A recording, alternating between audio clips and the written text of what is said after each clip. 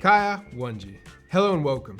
My name is Alton Walley and I'm a young art author from the southwest of Western Australia, and I'm here to host the Premier's Reading Challenge 2026 Storytime series. Each week, a different Curtin or high school drama student will be joining me to share some incredible, amazing stories with you all. So, let's get into it. We're joined today by Lexie. Lexie is both an athlete and an academic. What are some of your favourite books to read? I love The Great Gatsby by F. Scott Fitzgerald, and what else? The Percy Jackson series has always been a favourite. Brilliant. And you're a fan of the films of both of them as well? Yeah, well, the films of The Great Gatsby, the Percy Jackson movies, not quite book accurate. Fair enough. And we mentioned you're an athlete too. You play netball? Yeah, I play wing attack. Brilliant, brilliant. And amongst all of it, you're also a baker. What is your favourite thing to bake? Oh, that's hard. Sort of everything. I like to make cookies. I love banana bread, but I'll bake anything. Brilliant. Lexie has this week's edition of our story. I'm going to hand it over to you. I'm reading Midnight, the story of a light horse, written by Mark Greenwood and illustrated by Fran Lessac. A foal is born at midnight on the homestead side of the river. Coal black, star ablaze, moonlight in her eyes. Guy handles Midnight as a foal. He trains her as a filly. They muster cattle in the high country. Trust bonds horse and rider.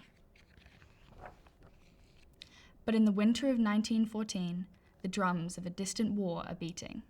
Guy and Midnight heed the nation's call. The wind blows in Midnight's mane, and they ride to join the light horse. Back straight, head high at the farewell parade. Proud rider, bound for battle, holds his black mare's reins. The fleet streams across wind-swept seas, but word passes down the line. We've been ordered to Gallipoli, says Guy. Horses stay behind. First port of call, Midnight is unloaded. Guy sails on alone. Frontline Gallipoli. Sniper, mortar, pelting rain, biting frost. The Anzacs retreat. Feet frozen in slush. After 4 months in the trenches, Guy boards a ship bound for Cairo. He hopes to find the horse he left behind. In the shadow of the pyramids, Guy searches the lines, calling Midnight's name. He wonders if he'll ever see his beloved mare again. He finds Midnight after battle drills when the Anzacs let off steam, wrestling on horseback, racing their whalers. "Did you think I'd forget you?" Guy whispers. Midnight whinnies and tosses her head. Horse and rider, reunited, patrol the dunes of Sinai. Weeks in the saddle, water is scarce, shrapnel kicks up dust, bullets clip Guy's hat.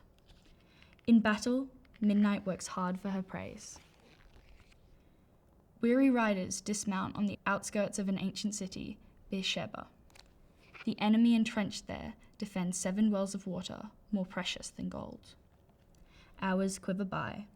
Guy rests in Midnight's shade, chewing on bully beef and biscuit. He uncorks his canteen. Midnight pours the sand. Guy lays his head on her shoulder and shares a secret between horse and rider. It is the hour before darkness. Squadron leaders saddle up. A shiver gallops down Guy's back. A stirring of men, a jostle of horses and buckling straps. Midnight's ears flick forward to attention. She trots into formation, pounding her hooves. Forward! The canter quickens to a charge. Midnight spurs to full gallop. The earth drums beneath her. Guy crouches in the saddle. Bullets zip past. Riders tumble. Horses fall. Midnight arches her back and hurdles the enemy trench. A shot rings out. They brace for the bullet. It passes through Midnight and lodges in Guy's spine. Night falls. Stretcher bearers load casualties onto carts. Guy waits his turn, beloved mare beside him. For her, the wait is over. Guy lets go of Midnight's reins. Coal black, star ablaze, moonlight in her eyes. Thanks for joining us. We'll see you next time. And until then, remember, reading can take you anywhere.